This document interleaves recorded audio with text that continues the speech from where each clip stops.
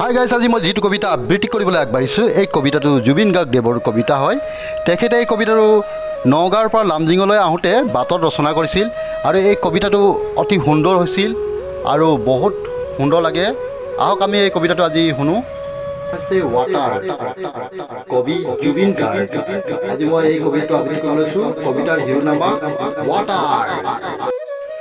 মোৰ প্ৰতিবাদী হত্যাৰ পৰিধি তহঁতে বুজি নাপাবি।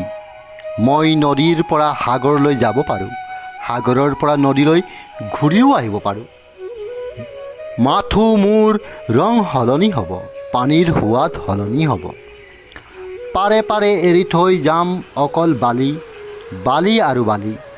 বালি বৰ হিংস্ৰ, ঠাণ্ডাত শুকাই নিব তোৰ তেজ, গৰমত উখুৱাই দিব তোৰ দুভৰি। খোজ কাঢ়িব পাৰ যদি আহিবি, মই চুমা খাম তোৰ ৰক্তাক্তক দুভৰি। Be water, be shapeless. ভিডিঅ'টি চোৱাৰ বাবে আপোনালোক সকলোৱে আন্তৰিক অভিনন্দন আৰু কৃতজ্ঞতা জ্ঞাপন কৰিছোঁ। আৰু এনেদৰে নতুন ভিডিঅ' পাবলৈ আমাৰ চেনেলটো ছাবস্ক্ৰাইব কৰি ল'ব আৰু এই নতুন চেনেলটো আপোনালোকৰ বন্ধুবৰ্গৰ মাজত অলপ শ্বেয়াৰ কৰি আমাক আগবাঢ়ি যোৱাত সহায় কৰিব বুলি আশা কৰিলোঁ।